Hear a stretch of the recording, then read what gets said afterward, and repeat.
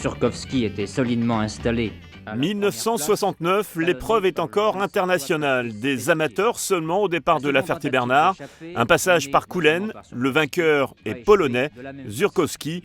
Le circuit La Sarthe est bientôt à un tournant qu'il aborde en 75. Le Tour devient open, confrontation entre pros et amateurs des pays de l'Est.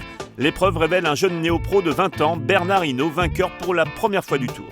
Est-ce que vous considérez que les Russes et les Polonais sont des amateurs ? Pas tout à fait. Pour moi, je pense que c'est presque des pros. C'est dommage qu'il n'y en ait pas chez eux. En 75, l'exercice du contre-la-montre n'est pas toujours bien maîtrisé.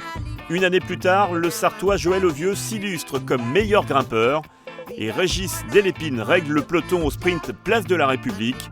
Mais le coureur le plus complet s'avère à nouveau Bernard Hinault, un deuxième succès à l'aube d'une grande carrière.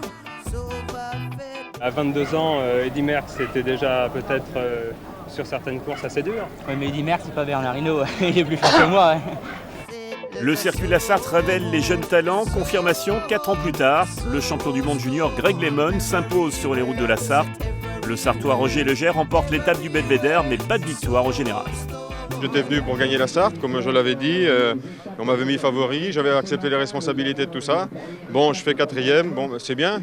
Greg LeMond, c'est un grand jour pour vous ? Oui, je suis très heureux. L'équipe était meilleure que je ne le pensais. 96, la Formule Open est abandonnée, place aux professionnels. La côte de Gazonfier sur 300 mètres devient un juge de paix. Armstrong, Claudan ou encore Sanchez ajoutent au prestige de l'épreuve. Cette semaine, c'est Andy Schleck qui sera la tête d'affiche de la 60e édition.